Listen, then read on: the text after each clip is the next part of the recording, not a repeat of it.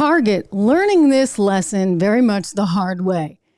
Finding out that, maybe when you push the pride stuff just a little too much, and I mean too much, we're going to get into some of it. Consumers, it just doesn't play in Peoria, as they say. Anyway, Target earnings, we're going to get into this. It shows that, those people that everybody wants to ignore, those mainstream Americans, they got a voice. And by the way, they have wallets. And by the way, they choose how to spend their money. And it's not at Budweiser, and it's not at Target. Skittles could be next. We're going to get into all of it. Welcome to the program, everyone. Another live edition of the show. It's good to have you here. Portions of the show are brought to you by LegacyPMInvestments.com, 1-866-589-0560. Charles is going to be on the show tomorrow, so we'll talk a little economic stuff. But that is the place to go if you're interested in learning more about investing in gold or silver. Okay, so there's this expression. Have you heard of this? GWGB. If you don't know it, you need to know. I'm guessing you know it. Anyway, it's a brand new expression for some people. It just got entered into the Urban Dictionary. GWGB. It stands for Get Woke, Go Broke. And aren't we seeing the true meaning of that? Really and truly. Again, Target coming in. Let me go through some of these numbers with you. Is sales down 5.4%. These are same store sales. This includes online sales, which dropped 10.5%. This company has not seen a decline in same store sales numbers in 6 years. And it's not as though this was plaguing the industry. I mean, you look over at Walmart, you look at TJ Maxx, which owns things like Home Goods and Marshalls. They're doing great. So this is a Target specific problem. And now the CEO, Brian Cornell's coming out and admitting, the pride thing may have had something to do with it. You think? Look, this is the best quote of all. The chief growth officer for Target said they've learned, right? The reaction now, the signal is to pause, adapt, and learn. In other words, basics, right? Like don't insult your customer. And boy, did they ever. They cut the annual forecast for the company. They cut the quarterly sales forecast for the company. They said that sales will drop again this quarter. Foot traffic alone dropped 4.8% in the quarter. And you look at the stock, wow, down 27% this year, down 16% since this whole thing unfolded in early May. And though the company saw a little bit of recovery in today's market because it's been down for so long, maybe people are like relieved. Brian Cornell, the CEO, finally admitted maybe this had something to do with the pride stuff. Maybe they've learned their lesson. Well, this stock is still struggling. And I'll tell you this, no one on Wall Street was willing to talk about this. We talked about it here. I made the comparison of Anheuser-Busch. I said, this company is going to go the way of AB InBev. It's going to have a really hard time. And it was a whole bunch of stuff too. I mean, they've got inventory they can't control. But then again, when you're selling the Tuck It swimsuit and you're surprised it doesn't fly off the shelf, I don't know how to help you guys. This is the best. You've got to see this guy. He's a YouTuber named Alex Stein, and this is just fantastic. I want you to see him because he went through all the pain of going to Target and trying on one of these Tuck It swimsuits so you could at least know what it is. Here's what you're missing out on, guys. This is not, you guys see this? It's tuck friendly.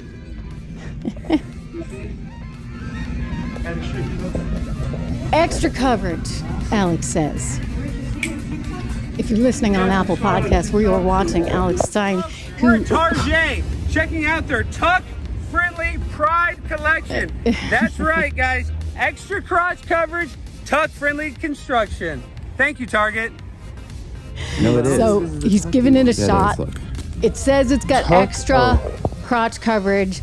Alex wants to make sure. Construction, okay. Well, let's see how tuck friendly it is. Let's see how tuck friendly it is. Tuck friendly. Apparently so. It's nice to do. Let's come in. I love the tuck friendly bathing suit. They hide all of it. He's talking to employees now. He's getting a good laugh out of everybody because people realize, this is kind of funny. He's a full-grown adult male.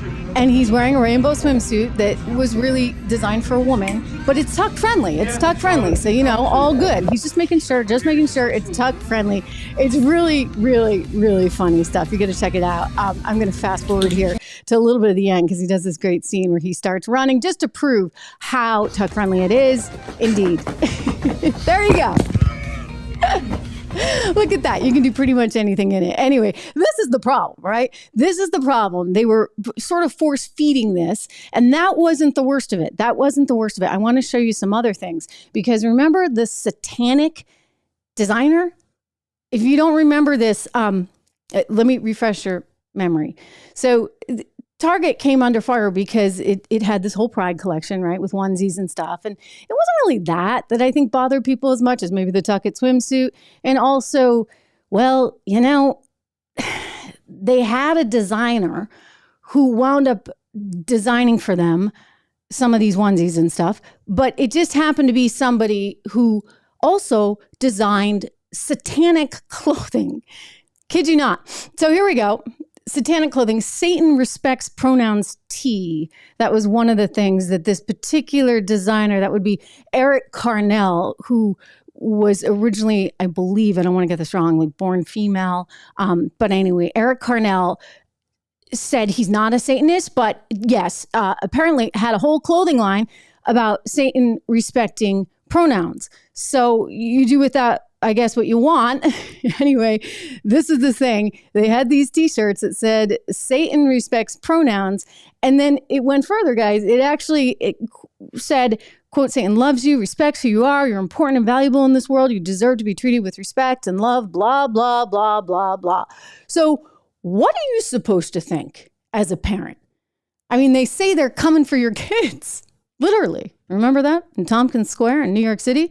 And then you got the satanic designer designing the merchandise. I mean, is it any wonder that Target's stock is down 27%, 16% since this whole thing unfolded? Maybe it picked up a little bit today, but this is a company that doesn't understand its customer. And by the way, can't seem to manage inventory and has too many buy one, get one free things. We had the former vice chairman of Target on the show just the other day, and he pointed to messy aisles. He pointed to those buy one, get one free things, which never used to be part of Target's thing, and a messed up inventory system. But yeah, the reality that they kind of went out too far on a limb with this Pride stuff, and people were upset. So the stock is suffering. You've got other retailers doing just great, but Target is going to have, I think, a road ahead. You know who else was in this exact same problem? And there's an interesting new development on this company. You know who I'm talking about. AB InBev, Anheuser-Busch, parent company of Bud Light. There's some talk that maybe the family, the original American family that started Anheuser-Busch, maybe they could buy it back. We'll get to that in a second. But first, to jog your memory. Hi. Impressive carrying skills, right? I got some Bud Lights for us. So, I kept hearing about this thing called March Madness, and I thought we were all just having a hectic month, but it turns out it has something to do with sports. And I'm not sure exactly which sport, but either way, it's a cause to celebrate. Well, that little celebration cost the company some $40 billion now and counting. They just can't figure their way out of this mess. A mess that started because, like Target, like Disney maybe, they just didn't understand their core audience. Case in point, Alyssa Heinerschneid, the now notorious executive that was running marketing, or at least the number 2 for marketing there at Bud Light. Watch. Is having a campaign that's truly inclusive and feels lighter and brighter and different and appeals to women and to men. Mm-hmm. And representation is at sort of the heart of evolution. You've got to see people who reflect you in the work. And we had this hangover. I mean, Bud Light had been kind of a brand of fratty, kind of out of touch humor. And it was really important that we had another approach. Yeah, that other approach, which just cost you your spot as the number 1 beer brand in America. Isn't that exciting? You know, what's the expression? If it ain't broke, don't fix it. Guys, you were doing pretty well. You had a very loyal follow, but I guess the customers aren't good enough for you. Is that the idea? You got to expand, and get that 0.01%, which is increasingly getting higher, of the trans population to buy your beer too, and simultaneously manage to kind of off-put everybody else, every other hardworking sort of regular Joe out there that used to drink Bud Light and now doesn't. Clearly, I mean, Modelo is now number one. By the way, Modelo, I believe that's Tap that has Modelo. That would be Molson Coors. That's the rival to Bud, ticker symbol BUD, which has lost $40 billion worth of market cap. Sales last quarter for Anheuser-Busch in the U.S. down $395 million. So this is a company that's really getting hurt by this entire scam, just like Target did. I mean, Target's a little different and has maybe a better shot at recovering because they sell a lot of different things and they don't have as distinct, I would say, an audience as Bud Light, Anheuser-Busch. And so maybe they can kind of find their way out. That's what the market's hoping for. That's why you see the stock trading up a little bit today. But look, Bud Light, they just keep trying. They've got a brand new can that they're introducing because this is somehow going to fix it all. But they've been trying things. I'm going to show you the can in a second, but look at what they've been doing. You've got commercial after commercial. They got the Clydesdales out. Nobody bought it. They got the country music out. Nobody bought it. They did this little one talking about Bud times, and nobody bought this one either. They're trying to really showcase how they're really, just got an average, regular Joe kind of audience. And no, people are not going for it. You see here. Then they have another commercial where everybody's getting hurt and it kind of almost looks like they're making fun of their customers in a way. It's not really great. Oh, that's this one right here. You see this? Okay, so everybody falls, gets hurt, they drop their stuff, and you're supposed to laugh and say, oh, it's great, I'm just going to pick up a Bud Light. Well, none of this is working. None of this is working. And so now they've got a brand new thing that they're going to do. They're introducing, what do you know, a new can tied to veterans. Here it is. I'll show you. So the thinking here is new can, same support for our nation's veterans. Our camo cans are now available nationwide. You keep trying, Budweiser. It's not flying. I had a friend from St. Louis, and I remember when he got married, he and his wife, they had only, by the way, you could only, whenever you hung out with him and his wife, they could only drink Bud. Choices were Bud or Bud Light. That was it, really. And at their wedding, it was Bud and Bud Light. And everyone in St. Louis loved Budweiser. I mean, it was part of their pride. Really. I mean, it was just, they were so proud of it, and they'd had family members that had worked there. And so it had a sense of identity there in St. Louis. And St. Louis is a very normal place with very normal people. And this has just gotten lost, I think, with the company. And don't forget, they relocated to New York. They also got bought, headliner, for $52 billion. By a Brazilian beer company. It was the merger of a Brazilian and Belgian beer company, AB InBev. InBev was the Brazilian one, AB InBev. And then now they're distributing these beers all over the world, of course. Huge conglomerate, multinational conglomerate. And the U.S. headquarters, because it's technically headquartered over in Europe, the U.S. headquarters moved from St. Louis, regular old St. Louis, to New York City. Well, what does that do? I mean, I guess you're able to recruit more people from Harvard. Your CEO went to Harvard. Alyssa Heinerschneid, she went to Harvard. You get more Harvard folks, but you don't get people who understand who you are. And this is something that Billy Bush, who is an heir to the Bush family, as in Anheuser-Busch, and just came out with a whole book on his family. This is something that he keeps highlighting in interviews. He was on with TMZ the other day. He spoke with Tommy Lahren on Outkick just recently. I want you to listen to this because he knows who the customers are. He said his family knows who the customers are. And just think in your mind here, maybe this is the answer. I don't know. But under current leadership, current management, this brand is going to have a hard time. Yeah, I think InBev doesn't understand who their core drinker is. It's a Brazilian-based company that really doesn't live here in America. My family and family reigns. I talk about the history of my family. one of the things they did, they got out on trucks. They got out and met with their customers. They knew who their drinkers were. They were with the bar owners and the restaurant owners and the liquor store owners, and talking to these people day in and day out. Even my dad at 89 years old, 90 years old, he was still going to the bars selling Budweiser back in those days. There you go, right? It's not that hard. You have to love your customer too. You have to understand your customer, know your customer, be one with your customer. You can't look down on your customer.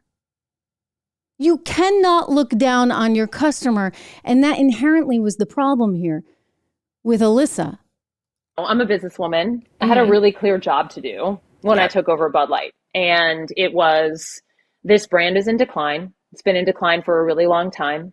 And if we do not attract young drinkers to come and drink this brand, there will be no future for Bud Light. So I had this super clear mandate. It's like, we need to evolve and elevate this incredibly iconic brand. And in doing so, through all that evolution of that brand, you really destroyed it because you didn't understand the heart of what it was to be a Bud drinker, like my friends in St. Louis knew.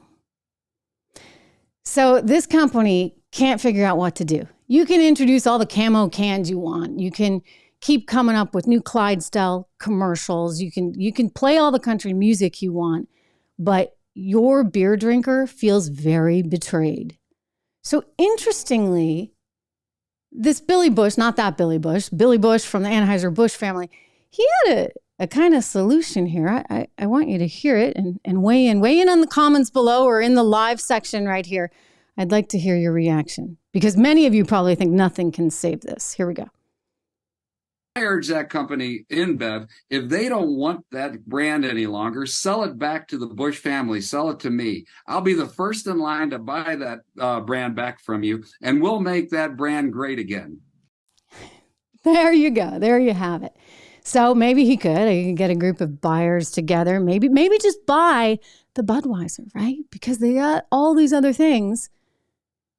Modelo, as I said, now the #1 beer, which is run by Colson Moores, one of the companies that I talked about, is the obvious trade, right? In the days that this was first unfolding, because, well, it was going to benefit. People can very easily switch to Coors Light or Molson Coors or as they did Modelo. And that's exactly what has happened. So you'd think the companies would start to learn their lesson. You'd think, right? But they're like gluttons for punishment. These big American conglomerates. I mean, the Mars company, which has Skittles, they're out with their, what do you call these? Rainbow Skittles. I get it, rainbow Skittles, because they're all rainbow color anyway. And the thought here is that we're going to have all this LGBTQ packaging and people are getting angry. And some of the commentary you see now on social media is it is time to Bud Light them. I'm showing you a picture there of the new packaging for Skittles. Like I said, it's like they have they're gluttons for punishment. I mean, they just really are. Turning back to Target for a moment. Turning back to Target, I want you to see there's been a kind of an uproar over this wannabe pop star because she went into the store, a store that's had so many problems with theft, by the way, huge problems. In fact, that was one thing that Brian Cornell talked about. He said theft is up 120% versus what it would normally be. So they're really struggling on that front, trying to keep their stores secure. She went in and she wanted to tape a video for, her pop career. And she didn't have the permission or anything to just have a mob of people come in there and start dancing and start recording it. And so consequently, this store kicked her out. And then she alleged racism. I mean, wow. So take a look. This is the video here. I'm not playing you the song because we don't need to give her that favor. She marched into Target and you see all these people, they're dancing and it's being recorded. And she proudly posted this on Twitter saying, you know what, we got kicked out. This is racism, et cetera, et cetera. And the guys that are the security guys are kind of like just trying to do their job. And, if your store gets suddenly taken over by a flash mob, then I don't know, like, what are you supposed to do? She's mad because they called the police. they called the police. How dare you call the police on my flash mob that just wants to dance in Target, right? I mean, this is crazy. You're just supposed to bend over and say, okay, fine. You can just take over my store and shoot your video. I always wondered sort of how that other video got made, the really successful song, Target on My Back or something, Target on My Kids. It became the number one song, remember, on iTunes. This is it. I'll play you a little portion. Attention all shoppers. There's a cleanup on every aisle. Target is targeting your kids. They put a target on my back, but they targeting your kids. They don't even need to ask, cause you all know what it is. Yeah, that's why I keep a strap, and I'm always by my beds. This agenda gotta stop. Yeah, you know we gonna win when they target. Yeah, they target and target. Yeah, It's kind of catchy, right? You can see it went to number one. Well, and you can probably find the whole thing on YouTube or on iTunes if you want to watch it. But what was interesting about that is when they shot that, they didn't have like 20 people dancing in the aisles. They just had like a guy or two, right? So that was kind of smart.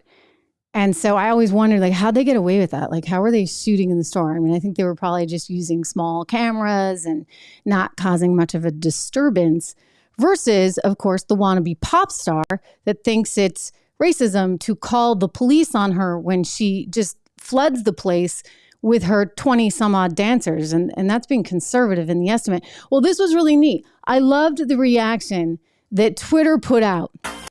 Is in the old days, before Elon Musk took over X. Well, you know that would have just gone totally viral. It would have been great. Everybody would agree that was so unfair for them to call the police on you. How dare they? Well, in the case of X, Twitter today, here you go.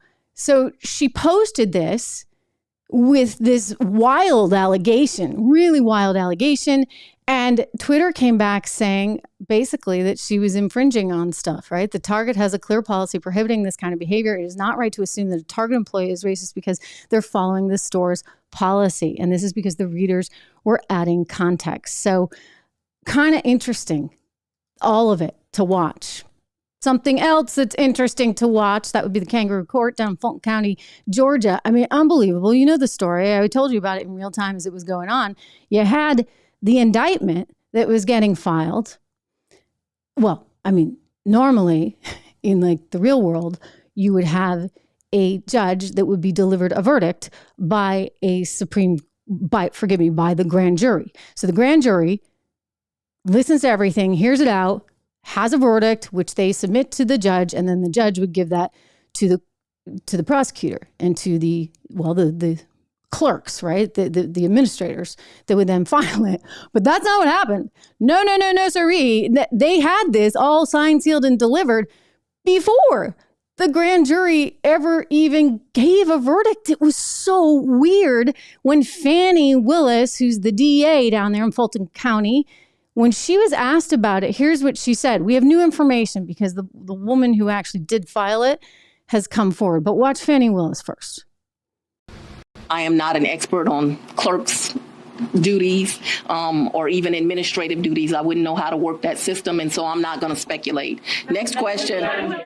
She's like, I'm out of here. I don't want any part of this. Well, the woman that did actually file this, she's also like, hey, go easy. Like, it was just an honest mistake. Here she is. Listen to this, and we'll talk about it on the other side. As in an effort to handle the indictment perfectly, she messed up. I did a work sample in the system, and when I hit save, it went to the press queue. Some news reporters saw it before it was deleted. Alexander says what they saw was unofficial. It wasn't an official document. It wasn't official charges. It was the dry run. It was a work sample. Okay, dry run, just a work sample. I mean, even though it was like exactly the same, I don't know. How's it happen? It didn't have the official stamp of approval. I guess that was the thing. But clearly, they had a view and they knew they were going to get, if you ask me, whatever they thought they wanted. I mean, otherwise, why would you be looking at that all typed up, ready to go? I mean, this is just wild. And we devoted yesterday's pretty much entire show to this issue. So I encourage you, if you haven't, go back and watch yesterday's live program, because this is a big issue. They're going after Donald Trump, former president of the United States, on this racketeering charge. It allows them to bring all these different people in. It's very, very broad. I actually think it's going to set a terrible, terrible standard for the country, because now, of course, well, any DA anywhere who has an axe to grind against a political opponent can actually go after them, and they will. Believe me, they will. And so I would be very worried if I were Joe and Hunter Biden, for a variety of reasons. Let's be honest. I've reported on that too. Very, very worried, but also because Pandora's box has effectively been unleashed, totally unleashed, as a result of this Fulton County judge. I mean, it used to be that you could, well, I don't know, maybe ask for a recount or something, right? Like, you know, think about how that's happened in the past. I mean, that shouldn't be entirely off limits. After all, Stacey Abrams did it. She was celebrated for it in the New York Times because she wasn't willing to concede. And then you had Hillary Clinton.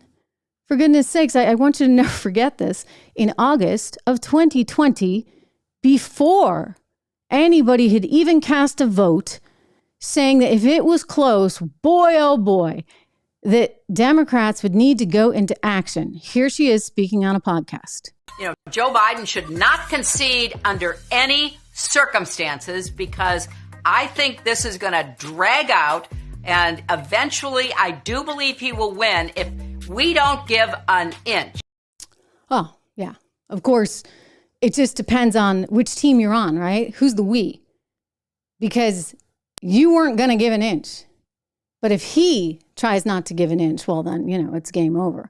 I mean, this is tough stuff. Really, really tough stuff. Listen, we got a great couple of shows coming up this week. We got to talk a little bit more about the economy, et cetera. We have on the show tomorrow Charles Thorngren. He's the CEO of Legacy Precious Metals. That would be the sponsor of this show from the very beginning, 1-866-589-0560. You can give him a ring. He's going to be on tomorrow talking about all that's going on, not politically, but just economically, right? We'll stick with that with him. But we want to get into that a little bit further. I want to thank you for joining the live show. If you have not done so already, it's really important that you actually subscribe. I'm going to put the subscribe button up there. Not quite. But anyway, you get the idea. Make sure you subscribe. I think it's right down there on YouTube. Or if you're following on Facebook, make sure you follow me there so you can participate in these live shows. We are here pretty much every day. I love seeing Leslie back here with us, as well as Chuck and Mark. Great to see you guys. Look, we've developed, I think, kind of a nice rapport and a nice community, a civil community. Can you say that, right? But you never know. I mean, this is reality. You never know. As a person who's out there and trying to put information out right now, when you're going to offend someone that doesn't want your viewpoint out there, right? So again, another really important reason to subscribe. I appreciate so many of you doing that. Willie, it's good to see you as well. Willie and Cordes again. Anyway, we'll continue the conversation tomorrow, but just know, you know what? We all have a voice. We all have a voice and we all have a wallet, and we do not have to spend money with companies that are so blatantly just kind of shoving stuff in our face. I mean, hey, I think we're all pretty accepting individuals and very empathetic individuals. But when you literally want us to like drink the beer, like force it down our throats, or you're putting tuck-friendly swimsuits and merchandise designed by somebody who has a whole sideline of satanic inspired merchandise. I mean, what do you expect? What do you expect? Americans want to protect themselves, their culture, their families, their kids. And this is why it's important that when you hear about one of these things, that you do take a stand. It all matters. Thank you so much for watching today. I will see you tomorrow.